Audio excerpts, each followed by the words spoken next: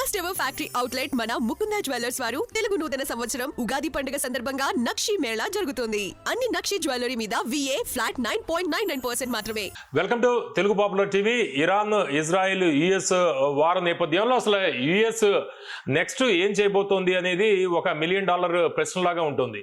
ఎందుకంటే ఇరాన్ విషయంలో ఫస్ట్ 48 గంటల్లో హార్ముజ్ జలసంధి విషయంలో ఒక నిర్ణయం తీసుకోవాలి, మొత్తం నౌకలకు అందరికీ కూడా ఇబ్బంది లేకుండా చేయాలని ఒక డెడ్ లైన్ విధించిన ట్రంప్ తర్వాత విరామాన్ని ప్రకటించారు. యుద్ధానికి సంబంధించి 5 రోజులు. అది సాటర్డే మార్నింగ్ కల్లా కంప్లీట్ అయిపోతుంది భారత కాలమానం ప్రకారం. అంటే వాళ్ళ టైం ప్రకారం మండే రోజు చెప్పిన మన కాలమానం ప్రకారం సాటర్డే ఇది డెడ్ లైన్ ముగుస్తుంది. నెక్స్ట్ ట్రంప్ ఎటువంటి నిర్ణయం తీసుకోవచ్చు? ఈ యుద్ధ విరామం అనేది కొనసాగుతుందా? ఇప్పటికే యుద్ధ విరామం ప్రకటించినా కూడా ఇజ్రాయిల్ దాడులు చేస్తుంది. US కూడా తన బలగాల్ని మొత్తం నౌకల్ని ఇవన్నీ కూడా గల్ఫ్ ఏరియాలో మొత్తం ఏర్పాటు చేస్తుంది, అక్కడికి తరలిస్తుంది. అయితే ఎటువంటి నిర్ణయం తీసుకుంటారు? దీంతో పాటు US లో జరుగుతున్న లేటెస్ట్ పరిణామాలు ఏంటి? ఈ అంశాల గురించి మనం మాట్లాడదాము. వాషింగ్టన్ DC నుంచి ప్రొఫెసర్ మోహన్ గారు మనతో ఉన్నారు. ఆయన ట్రంప్ పార్టీ ఏదైతే ఉందో రిపబ్లికన్స్ కి ఒకప్పుడు బాగా మద్దతు ఇచ్చిన వ్యక్తి. అక్కడ ఏమనుకుంటున్నారు? లేటెస్ట్ గా ట్రంప్ సొంత రాష్ట్రం ఫ్లోరిడాలోని మారా లోగో అనే ఒక డిస్టిక్ 87 లో వస్తుంది. ఆ ప్రాంతంలో ప్రత్యేక ఎన్నికలు జరిగాయి. అక్కడ ట్రంప్ పార్టీ ఘోరంగా ఓడిపోయింది. 2 to 3% తేడాతోటి ఓడిపోయింది. అయితే గత ఎన్నికల్లో ఇదే ప్రాంతం నుంచి భారీ మెజారిటీ తోటి ట్రంప్ పార్టీ రిపబ్లికన్ పార్టీ అభ్యర్థి గెలిచిన పరిస్థితి. అయితే ట్రంప్ ఈ ఎన్నికలకు సంబంధించి అక్కడ రిపబ్లికన్ అభ్యర్థికి మద్దతు కూడా ఇచ్చారు. ఫ్లోరిడా రాష్ట్రం అంటే రెడ్ స్టేట్ గా చెప్తూ ఉంటారు. అంటే రిపబ్లికన్స్ ఎక్కువ ఆధిక్యత ఎక్కడుందో ఆ ఏరియాలని రెడ్ ఏరియాగా చెప్తూ ఉంటారు. డెమోక్రాట్లు ఆధిక్యత ఉన్న ఏరియాని బ్లూ ఏరియాగా చెప్తుంటారు. ఫ్లోరిడా రిపబ్లికన్స్ పార్టీకి ఒక పెట్టని కోటగా ఉన్న పరిస్థితి. అయితే నవంబర్లో మిడ్ టర్మ్ ఎలక్షన్స్ జరగబోతున్నాయి. ఆ మిడ్ టర్మ్ ఎలక్షన్స్ కి ఈ లేటెస్ట్ గా వచ్చిన ఎన్నిక ఫలితం ఒక సంకేతమా? ఈ అంశాల గురించి మనం మాట్లాడదాం. నమస్కారం ప్రొఫెసర్ మోహన్ గారు. నమస్తే అండి. మోహన్ గారు, ఇప్పుడు ఈ విరామం ఏదైతే ఉందో ఆయన వాళ్ళ ఎనర్జీ ఏరియాస్ మీద, ఎనర్జీ ప్లాంట్స్ మీద దాడులు చేయము, 5 రోజుల పాటు విరామం ప్రకటిస్తాము అనేది ట్రంప్ చెప్పారు. ఈ విరామం కొనసాగే పరిస్థితి ఉందా? అసలు US లో ఏమనుకుంటున్నారు? US రాజకీయాలేంటి? ఈ విరామం అనేది రెండు కారణాల వల్ల చేశారు అన్న భావన అండి.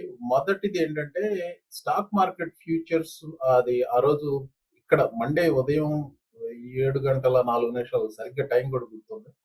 ఆ టైంలో నేను 5 డే బ్రేక్ ఇస్తున్నాను, మాటలు కొనసాగుతున్నాయి, అది ఇది అన్నాడు. అన్న తర్వాత స్టాక్ మార్కెట్ పడుతున్నది వెంటనే పైకి పెరిగి విపరీతంగా పెరిగి దానికి సంబంధించిన వేరే వార్తలు కూడా వచ్చాయి. ఎందుకంటే ఎవరో ఇన్సైడర్ ఇన్ఫర్మేషన్ తో ట్రేడ్ చేశారు అది ఇదని. ఒకటి ఏంటంటే ట్రంప్ కొన్ని ఈ స్టాక్ మార్కెట్ ధోరణిని బట్టి కూడా కొన్ని ప్రకటనలు చేస్తూ ఉంటాడు, దాన్ని ఇన్ఫ్లుయెన్స్ చేయడానికి. అదొకటి కారణం అయ్యి ఉండొచ్చు అలా అనౌన్స్ చేయడానికి. రెండోది ఏంటంటే 5 రోజుల వ్యవధి ఎందుకు అన్నాడంటే అమెరికా నుంచి ఇప్పుడు ఓడల్లో బలగాలను అక్కడికి తరలించాలంటే, ముఖ్యంగా షిప్స్ అలాంటివి మూవ్ చేయాలంటే ఎయిర్ బాండ్ డిప్లాయ్మెంట్ ఒక రకంగా చేయొచ్చు, కానీ ఈ కార్గ్ ఐలాండ్ మీద బేస్ ఎస్టాబ్లిష్ చేసి హార్ముజ్ జలసంధిని కంట్రోల్ చేయడానికి ప్రయత్నం చేస్తున్నాడని ఒక మాస్టర్ ప్లాన్ వేస్తున్నాడని చెప్పి ఊహాగానాలు. అక్కడికి ఈ బలగాలన్నీ వెళ్ళడానికి 2000 ట్రూప్స్ ని ఆర్డర్ చేశాడు అక్కడ డిప్లాయ్ చేయడానికి. 5 రోజులు పడుతుంది. అది ఒక దాన్ని ఏమంటారు, ట్రాప్ లాగా అనుకోవచ్చు, లేకపోతే అది ఒక స్ట్రాటజీ లాగా అనుకోవచ్చు.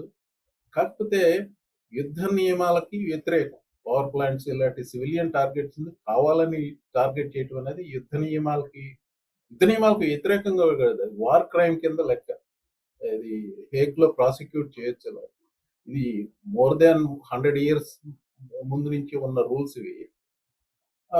ఇరాన్ కూడా నువ్వు మా పవర్ ప్లాంట్స్ చేసేస్తే నేను ఈ మిడిల్ ఈస్ట్ లో మా చుట్టుపక్కల ఉన్న వాళ్ళందరూ ఈ పవర్ ప్లాంట్స్ ఫెయిల్ చేస్తాము, డీసాలినేషన్ ప్లాంట్స్ ఫెయిల్ చేస్తామని వాళ్ళు అనేసరికి ఒకవేళ ఆ బెదిరింపు కూడా తగ్గి ఉండొచ్చు తను. అంటే ఈ 3 కారణాలు కావచ్చు.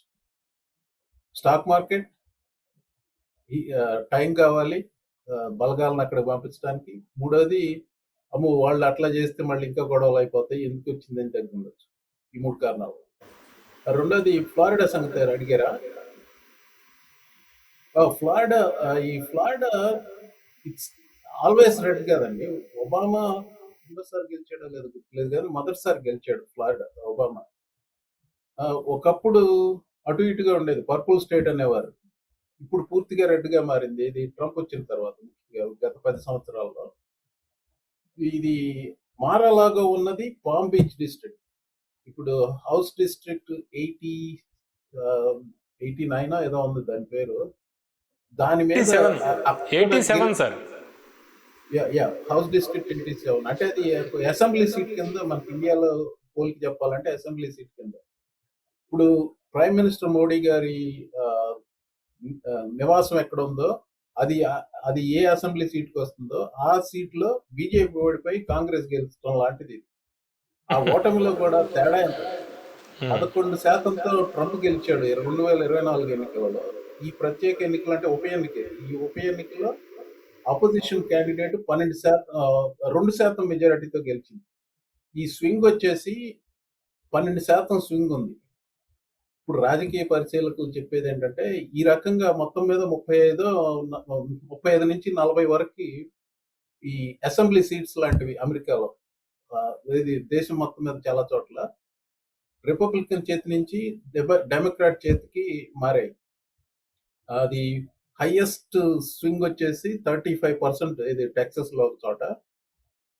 లోయెస్ట్ స్వింగ్ వచ్చి 7 or 8 points వచ్చింది. స్వింగ్ అంటే ఇటు నుంచి అటు రావడం, ఎగ్జాక్ట్ మెజారిటీ కాదు, ఇటు నుంచి అటు ఎంత మారింది అన్నది.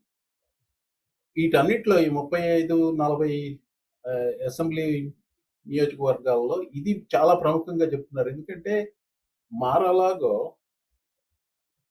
ఈ డిస్ట్రిక్ట్, మారాలాగా ఉండేది ఈ డిస్ట్రిక్ట్ లో. అంటే ట్రంప్ కి వ్యతిరేకంగా 12 పాయింట్లు అటు స్వింగ్ అయినది చాలా ముఖ్యమైన వార్తగా ఇక్కడ పరిగణిస్తున్నారు.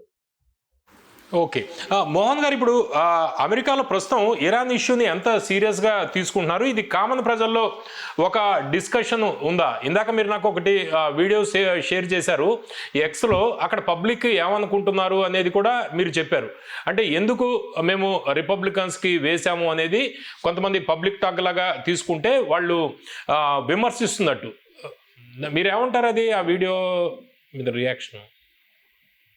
ఆ వీడియో యాక్చువల్ గా అది ఎలా ప్లే చేయాలో తెలియదండి. మీకు అవకాశం ఉంటే తర్వాత ఎడిట్ చేసి పెట్టండి. ముందు దాని సంగతి చెప్పే ముందు మీరు అన్నారు ప్రజల్లో ఎలా స్పందిస్తున్నారంటే, దీని మీద చర్చ అయితే జరుగుతోంది. కాకపోతే పెద్ద ప్యానిక్ లాంటిది ఏం లేదు ఇక్కడ. ఇది యుద్ధం సంబంధించి ముఖ్యంగా అందరికీ వర్రీ ఏంటంటే పెట్రోల్ ధరలు, గ్యాస్ ప్రైసెస్. అదేమవుతుందంటే ఈ పెట్రోల్ ధరలు అనేది, ఇప్పుడు మీరు ఎక్కడి నుంచి ఎక్కడికి డ్రైవ్ చేసుకున్నా, ఎక్కడ అమెరికాలో పెట్రోల్ బంకులు, గ్యాస్ స్టేషన్స్ పోయి పెట్రోల్ బంకులు, అమెరికాలో పెట్రోల్ బంకులు పెద్ద ఇవి ఉంటాయి, దాన్ని ఏమంటారు, డిస్ప్లే పెడతారు ప్రైస్ ఎంత. అదే హైవేలో వెళ్తున్నప్పుడు ప్రైసెస్ ఫ్లక్చుయేట్ అవుతుంటాయి కదా. లేదు, ఇప్పుడు అదేంటంటే ఆ ప్రైస్ చూసినప్పుడు వాళ్ళకి గుర్తొస్తుంది ఇది ఇరాన్ వార్ అనేది. ఇప్పుడు మనసులో లేకపోయినా కానీ ఆ ప్రైస్ చూసినప్పుడు కనపడుతుంది అది ఇరాన్ వార్ అని. ఇంకా ఏం చేస్తున్నారంటే యాక్టివిస్టులు, వాళ్ళు డెమోక్రాట్లు కావచ్చు కానీ మొత్తానికి యాంటీ ట్రంప్ యాక్టివిస్టులు ఏం చేస్తున్నారంటే స్టిక్కర్లు అమ్ముతున్నారు. అది ఒకసారి ఎప్పుడు సూర్యగ్రహణం అప్పుడు ఇట్లా చూసాడండి, ఆ ఫోటో మీకు కనపడుతుంది ఎక్కడైనా. ఆ చూసిన దాన్ని ఈ స్టిక్కర్లు, దీంతో స్టిక్కర్లు పెట్టారు. ఆ స్టిక్కర్ తీసుకెళ్లి ఇప్పుడు గ్యాస్ కొట్టించారు అనుకోండి మీరు, ప్రైస్ దగ్గర ఐ డిడ్ దట్ అని ఆ స్టిక్కర్ ఉంటుంది అనమాట. అది ప్రజలకు గుర్తు చేస్తున్నారు. సో మీరు అడిగిన ప్రశ్నకి ఇప్పుడు ఈ పెన్సిల్వేనియాలో ఒక ఓటర్ని అడిగారు, ఈ ఏమనుకుంటున్నావు దీని అంటే బేసికల్ గా ట్రంప్ యుద్ధం గురించి. అంటే ఆవిడ చెప్పింది, నేను 3 సార్లు ఓటేసాను ట్రంప్ కి, అపరెంట్లీ ఐఎమ్ ఎన్ ఇడియట్ అని చెప్పింది. ఇక ఇంకొక ముఖ్యమైన విషయం ఏంటంటే మాగా బేస్ లో ట్రంప్ కి సంపూర్తిగా మద్దతు ఉంది. ఏది ఈ వార్కు సంబంధించిన కూడా మద్దతు ఉంది.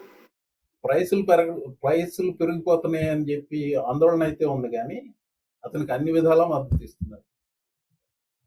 పోల్స్ సంగతి వచ్చింది కాబట్టి ఒక ముఖ్య విషయం చెప్పాలి. నిన్న రైటర్స్ ఇప్సస్ పోల్ వచ్చినప్పుడు దాంట్లో ఓవరాల్ గా ట్రంప్ అప్రూవల్ 36% ఉంది, డిసప్రూవల్ మోర్ దాన్ 60% ఉంది. ఇది 36% అనేది అతనికి మొదటి టర్మ్ లోను ఈ టర్మ్ లోను అన్నిటికంటే లోయెస్ట్ అన్నమాట. ఇతని కంటే ట్రంప్ కంటే ఇంకా తక్కువ ఉన్నది ఇద్దరికి, జార్జ్ డబ్ల్యూ బుష్ కి అలాగే జిమ్మీ కార్టర్ కి 1980లో. వీళ్ళకి అంత లో ఉందన్నమాట. సో ఆ దిశలో ప్రయాణం చేస్తున్నాడు. ఇంకోటి, వార్కి సంబంధించింది తన అప్రూవల్ 35% ఉంది. ప్రైసెస్ కి సంబంధించి ఓన్లీ 29% ఆర్ అప్రూవింగ్.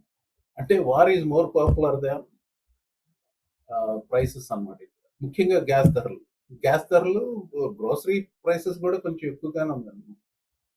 అంటే మోహన్ గారు ఇప్పుడు మీ దగ్గరే ఆల్రెడీ క్రూడ్ ఆయిల్ అనేది యుఎస్లో చాలానే ఉంటుంది. అయితే ఈ ప్రైసెస్ గల్ఫ్లో ప్రైసెస్ వల్ల, అంటే గల్ఫ్లో క్రైసిస్ ఏదైతే ఉందో దీనివల్ల మీ మీద ఏదైనా ఇంపాక్ట్ ఏదైనా పడిందా? అక్కడ యుఎస్లో అమెరికాలో ఉంటున్న వాళ్ళకి గ్యాస్ ధరలు కావచ్చు, లేకపోతే ఆయిల్ ధరలు కావచ్చు, ఏదైనా పెరిగాయి? అక్కడ ఏదైనా ఇబ్బందులు ఉన్నాయి? అక్కడ సంక్షోభం ఏదైనా ఉందా? సంక్షోభం ఏం లేదు. అంటే ఇప్పుడు నేను ఇండియాలో చాలా లైన్లు కట్టుకుని చూశాను నేను. ఇక్కడ అలాంటిదేం లేదండి. మీరు వెళ్ళి పంప్ చేసుకుంటుంటే గ్యాస్ దొరుకుతుంది ఇక్కడ. ఒకటి, అమెరికా సెల్ఫ్ సఫిషియెంట్ కాదు. America one of the largest producers of ఇది పెట్రోలియం కానీ it is dependent on middle east oil quite bit. ఇక్కడ ప్రైసులు యుద్ధం మొదలైన తర్వాత $1 పైన పెరిగాయి గ్యాలన్ అంటే 3.8 లీటర్స్ గ్యాలన్ కి $1 పైన పెరిగాయి. ఇప్పుడు అమెరికాలో ఎక్స్పెక్టేషన్ ఏంటంటే అన్ని వస్తువులు సంవత్సరానికి 2% పెరిగినా పర్వాలేదు కానీ, 2-3% పెరిగినా పర్వాలేదు కానీ ఆయిల్ మాత్రం ఎప్పుడు అదే ధరలో ఉండాలి. ఇప్పుడు 10 ఏళ్ల క్రితం ఉన్న ధరలే ఇప్పుడు మాకు కావాలి. ఆ రకమైన ఎక్స్పెక్టేషన్ మాది. అంటే ధరలు మీకు పెరుగుతున్నాయి అక్కడ. దానివల్ల అన్ని పెరుగుతాయి. ఇప్పుడు ఈ గ్యాస్ ధర పెరగడం వల్ల అన్ని పెరుగుతాయి. ఎందుకంటే that is energy is the driver of everything కదా. ఇప్పుడు ట్రక్ డీజిల్ ఇంకా ఎక్కువ పెరిగింది.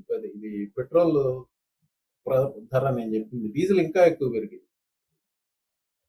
ఓకే మోహన్ గారు, ఇప్పుడు అక్కడ ఉంటున్న తెలుగు ఇండియన్స్ కావచ్చు, తెలుగు ఎన్ఆర్ఐస్ సిచ్యువేషన్ ఎట్లా ఉంది? దీంతోపాటు ఈ తెలుగు ఫ్యామిలీస్కి డైరెక్ట్ ఇంపాక్ట్ కావచ్చు, లేకపోతే సెక్యూరిటీ కన్సర్న్స్ కావచ్చు, ఎట్లా ఉన్నాయి మన వాళ్ళ మీద? ఎందుకంటే తెలుగు ఎన్ఆర్ఐ అని తమ్నేల్ చూసిన వెంటనే ఇక్కడ ఆ కుటుంబాలు కావచ్చు, వాళ్ళందరూ కూడా ఈ వీడియో చూస్తూ ఉంటారు. వాళ్ళకి మీరు ఏం చెప్పదలుచుకున్నారు? వాళ్ళ కుటుంబ సభ్యులు, వాళ్ళ ఫ్యామిలీ వాళ్ళకి వాళ్ళ సెక్యూరిటీ కన్సర్న్స్ ఏమైనా ఉన్నాయా? ఫ్యామిలీస్ ఎట్లా ఉన్నారు? అంటే ఈ యుద్ధానికి సంబంధించి జనరల్ గా సార్, ఓవరాల్ గా ఏం ప్రాబ్లం లేదండి. మరీ అతిగా చూపిస్తున్నారేమో అనిపిస్తుంది నాకు. అంటే అప్పుడప్పుడు నేను చూస్తూ ఉంటాను, ఏదైనా వీడియో నా ఫీడ్ లో వస్తే చూస్తూ ఉంటాను. ఇక్కడ ఏదో అందరూ కట్టుకుని వచ్చి తెలుగు వాళ్ళ మీద దాడులు చేస్తున్నట్టుగా అనిపిస్తుందేమో. అలాంటిది ఏం లేదండి, ప్రశాంతంగానే ఉంది.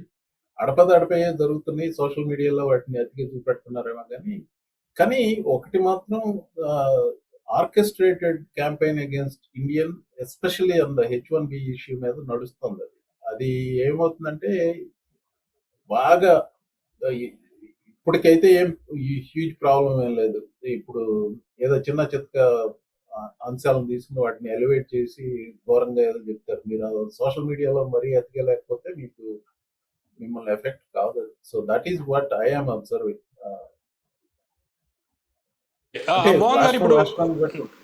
మోహన్ గారు, ఇప్పుడు ట్రంప్ రిపబ్లికన్ పార్టీ వాళ్ళు కావచ్చు, లేకపోతే అపోజిషన్ డెమోక్రాట్లు కావచ్చు, ట్రంప్ తీసుకుంటున్న ఈ నిర్ణయాలు వీటి మీద వాళ్ళు ఎలా రియాక్ట్ అవుతున్నారు?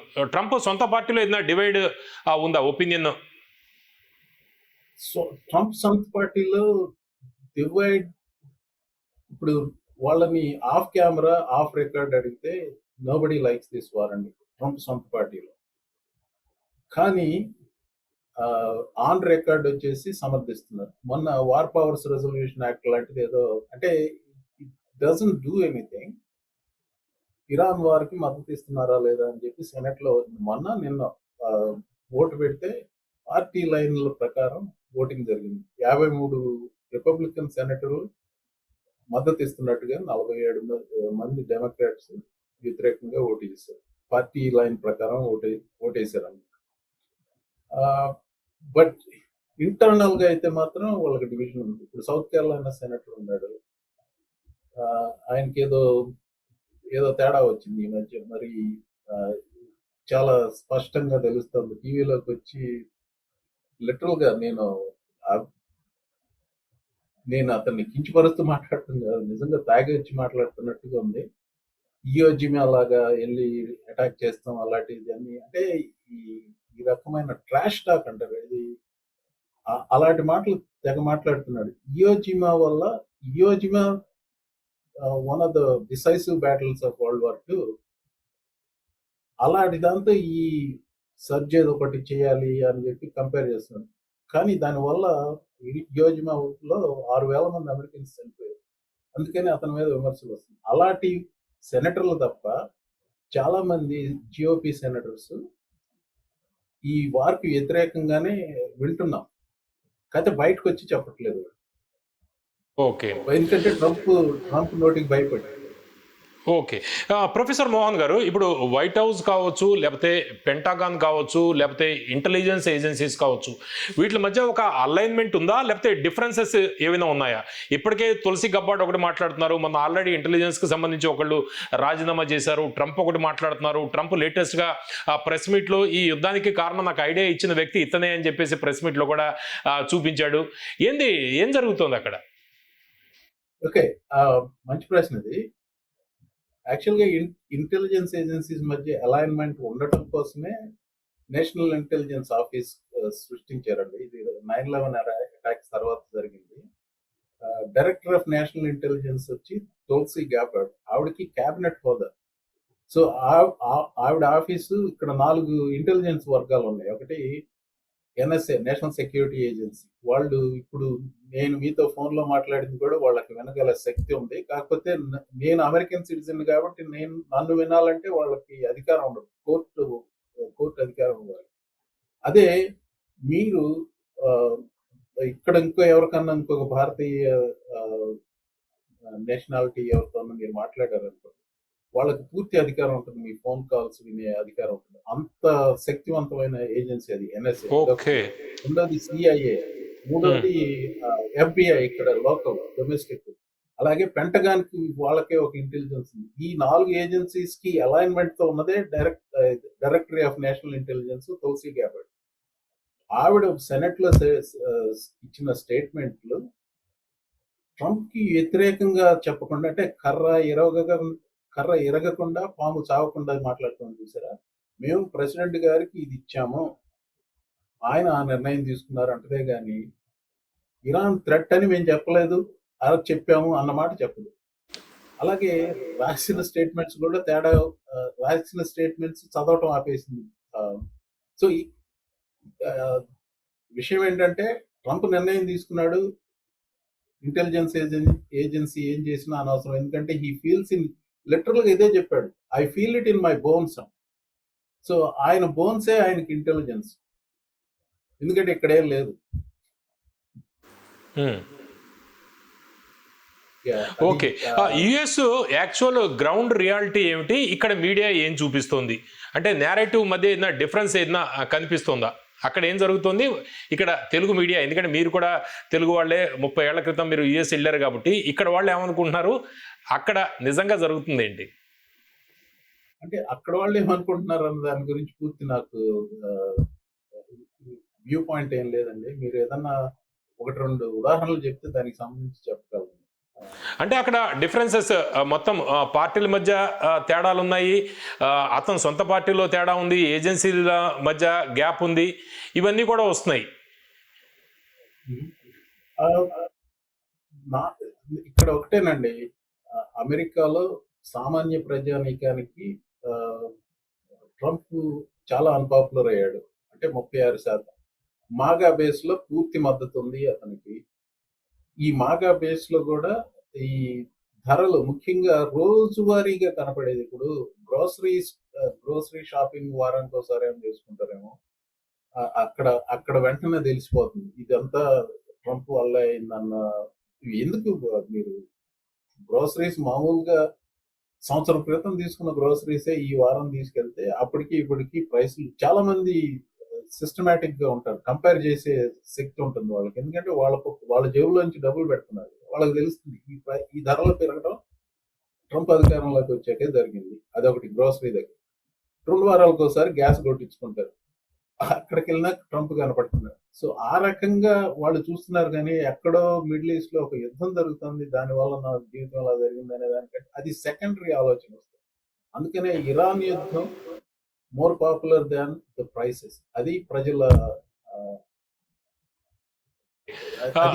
మోహన్ గారు, ఇందాక మీరు మొదట్లో మాట్లాడుతూ ఈ 5 రోజుల విరామం ప్రకటించేది అనేది స్టాక్ మార్కెట్ ఓపెన్ అయ్యే ముందు మండే రోజు మార్నింగ్ అనౌన్స్ చేశారు. దీనివల్ల కొంత ఇన్సైడర్ ట్రేడింగ్ జరిగింది అనేది మీరు చెప్పారు. అయితే సోషల్ మీడియాలో వీటిల్లో కొంత జరుగుతున్న స్పెక్యులేషన్ కావచ్చు, దాన్ని రూమర్ అంటామా ఏమన్నా కూడా, ఆయన కుటుంబ సభ్యులు లేకపోతే ఫ్రెండ్స్ లేకపోతే అతను చుట్టుపక్కల ఉన్నవాళ్ళు వీళ్ళందరూ కూడా కోట్లాది రూపాయలు, ఇండియన్ కరెన్సీలో చూస్తే చాలా పెద్ద మొత్తం, అంటే కోట్ల బిలియన్స్ ఆఫ్ డాలర్స్ చాలా లబ్ధి పొందారు అనేది కొంత జరుగుతుంది, ప్రచారం పెద్ద ఎత్తున జరుగుతుంది. అంటే ఈ యుద్ధ వాతావరణాన్ని లేకపోతే యుద్ధాన్ని అడ్డు పెట్టుకుని ఇటువంటి ఇన్సైడర్ ట్రేడింగ్ చేస్తున్నాడా ట్రంప్? ఇన్సైడర్ ట్రేడింగ్ చేయట్లేదు, కానీ నేను చేస్తున్నాడు అని అనుకోను. ఎందుకంటే అతని దృష్టి అంతా వేరే ఇది ఉంటుంది. కాకపోతే అతని అనుచర వర్గాల్లో ఈ వార్తలు తెలుస్తూ ఉంటాయి. ఇప్పుడు ట్రంప్ ట్వీట్ చేయటం అనేది ఇద్దరు ముగ్గురు, అంటే ట్రంప్ తనంతా తనే ట్వీట్ చేస్తాడు. అతనికి ట్వీట్ చేసేవాళ్ళు ఇద్దరు ముగ్గురు ఉన్నారు, అతని తరపున ట్వీట్ చేసేవాళ్ళు. అంటే ఇద్దరు ముగ్గురు లేరేమో, ఇద్దరే అనుకుంటా ఉన్నారు. సో వాళ్ళకి చెప్తాడు. సో ఈ ట్వీట్ స్పెల్లింగ్ మిస్టేక్లతో కూడా పెట్టాడు. ఐఆమ్ ప్లీజ్ టు అని మొదలు పెట్టదు, ఐఎమ్ ప్లీజ్ టు అని చెప్పి తర్వాత దాన్ని మార్చాడండి. అది అనవసరం. కానీ అది ట్వీట్ చేయమని ఎవరికన్నా చెప్పాడు అనుకోండి, నేను స్పెక్యులేట్ చేస్తున్నాను, ఆ వ్యక్తి ఆ ట్రంప్ సర్కిల్లో ఎవరికో చెప్పి ఉండొచ్చు. అది ఒక రకంగా వెళ్ళొచ్చు. లేకపోతే ట్రంప్ కొడుకు, ఆఖరి కొడుకు బ్యారన్, 20 ఏళ్ళు, లాస్ట్ వీక్ అతనికి 20 ఏళ్ళు. హీజ్ ఏవిడ్ ట్రేడర్ అంట, కొలంబియా యూనివర్సిటీలో చదువుతున్నాడు న్యూయార్క్ లో. క్రిప్టో కరెన్సీస్ అవన్నీ ట్రేడ్ చేస్తున్నాడు అని చెప్పి. So there is reporting on that.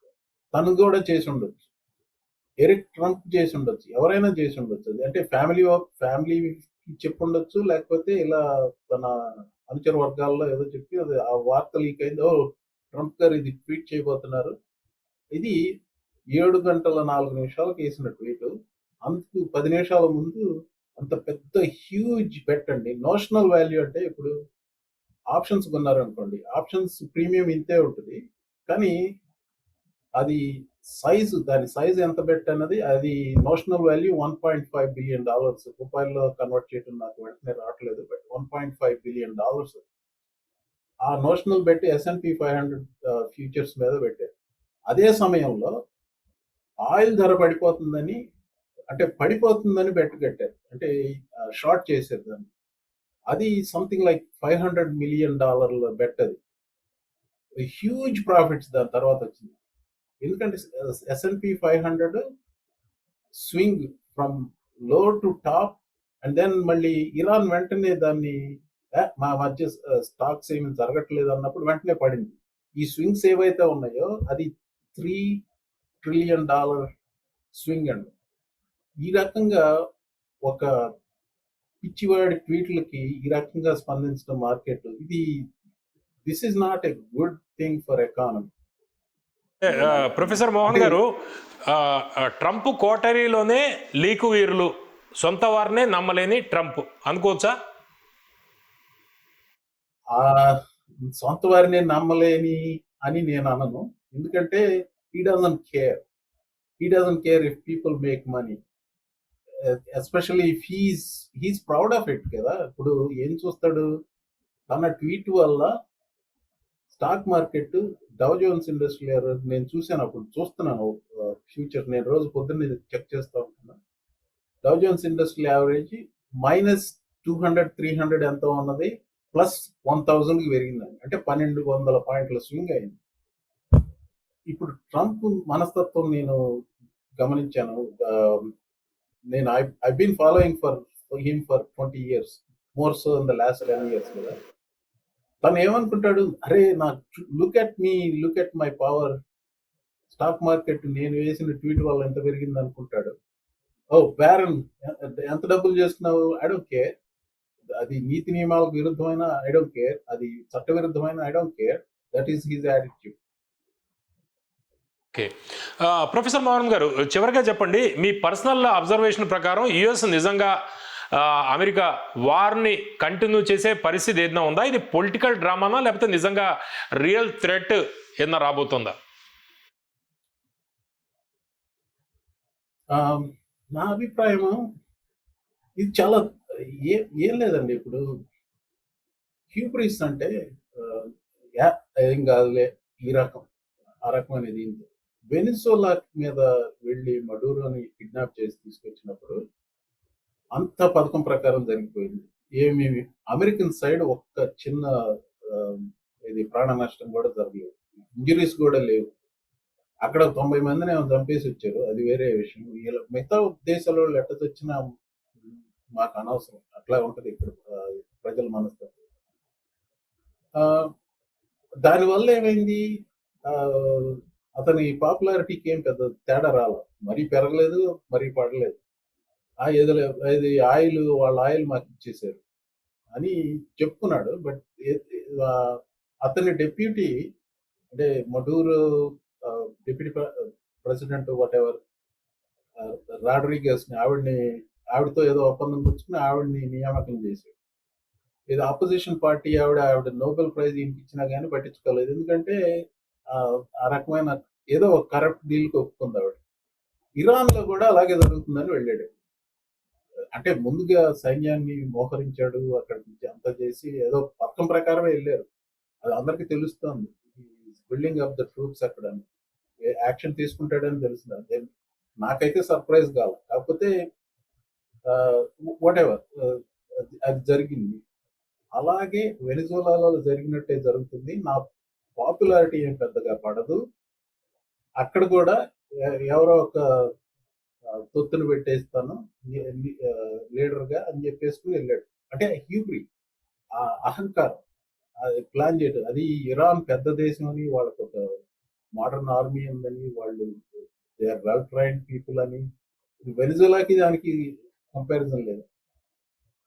ఈ తన బిజినెస్ లని ఎంత రెక్లెస్ గా నడిపాడో అంతకంటే రెక్లెస్ గా ఈ దేశాన్ని నడుపుతున్నాడు. నా భయం వల్ల 6 సార్లు దివాళా తీసాడు బిజినెస్ లో, దేశాన్ని దివాళా తీసుకెళ్తున్నాడు. అది ముఖ్యంగా ఆర్థికంగా. ఇప్పుడు ఈ 2-3 వార్తలు వచ్చాయి.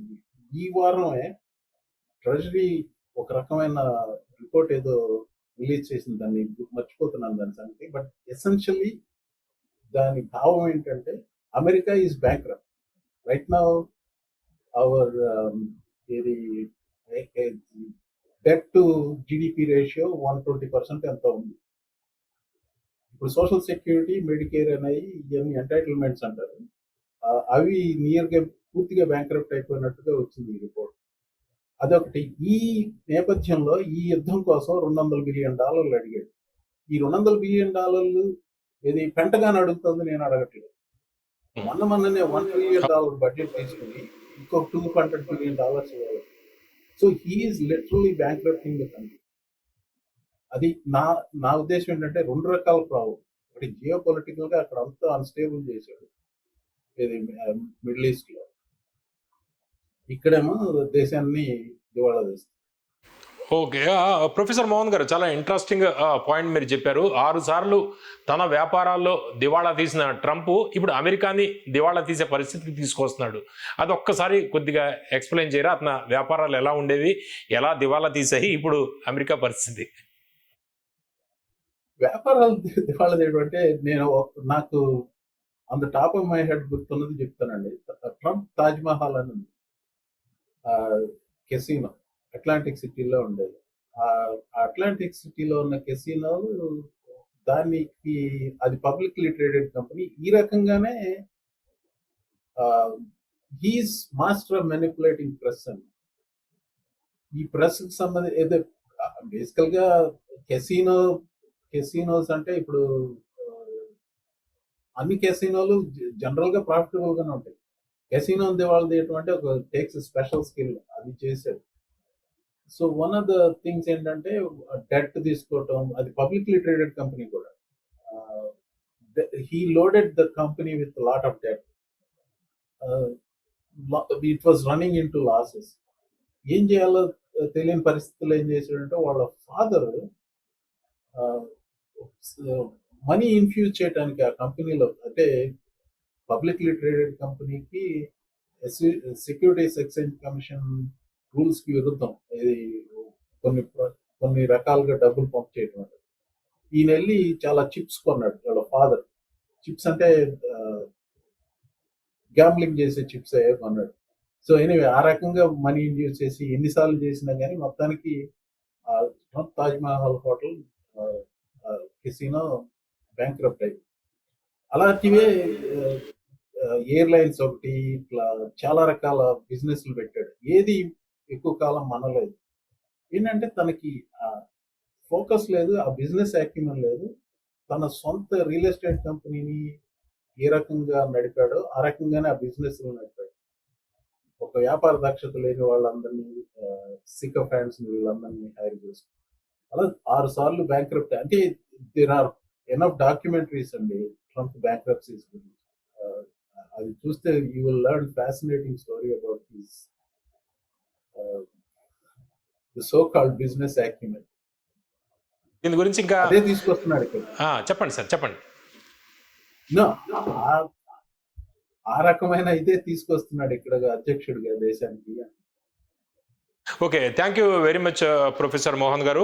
అంటే అతను సొంత వ్యాపారాలు ట్రంప్ ఏ విధంగా నడిపించాడో చాలా అవి దివాళా తీసేసేవు అటువంటి పరిస్థితి. అంటే ఆర్థిక వ్యవహారాల మీద ముందు చూపు లేని వ్యక్తి, కేవలం రాజకీయాల్లో ఆయన అధ్యక్షుడు అయ్యాడు 2 సార్లు. అయితే అటువంటి పరిస్థితి, ఆర్థిక దివాళా తీసే పరిస్థితి, అటువంటి ముందు చూపు లేని వ్యవహారాల వల్లే ఇప్పుడు అమెరికా దివాళా తీసే పరిస్థితి కూడా వస్తుంది అన్న అనుమానము, భయాలు కూడా వాళ్ళకి ఉన్నట్టు తెలుస్తుంది. దీంతో పాటు ట్రంప్ చుట్టుపక్కల ఉన్న వాళ్ళు వీళ్ళందరూ కూడా ఈ వ్యవహారాలని, యుద్ధ వ్యవహారాలని, లేకపోతే ఈ యుద్ధ విరామాన్ని వీటిలన్నింటినీ కూడా తమకి అనుకూలంగా మార్చుకునే పరిస్థితి కూడా అక్కడ కనిపిస్తోంది అనేది ఆయన చెప్తున్నారు. అయితే యుద్ధం ఎంతకాలం కొనసాగుతుంది అనేది ఒక $1 మిలియన్ ప్రశ్నే. అయితే ఎక్కువ కాలం కొనసాగితే అమెరికా ఆర్థిక పరిస్థితి మరింత దెబ్బతినే పరిస్థితి కనిపిస్తోంది. ఇప్పటికే ట్రంప్ సొంత రాష్ట్రంలో జరిగిన ఒక ప్రత్యేక ఎన్నికల్లో కూడా ట్రంప్ రిపబ్లికన్ పార్టీ ఓటమి చవి చూసింది. అయితే మిడ్ టర్మ్ ఎలక్షన్స్ మీద దీని ప్రభావం తీవ్ర స్థాయిలో ఉండే అవకాశం కూడా కనిపిస్తుంది. చూస్తూ ఉండండి Telugu popular TV. Share, like, comment.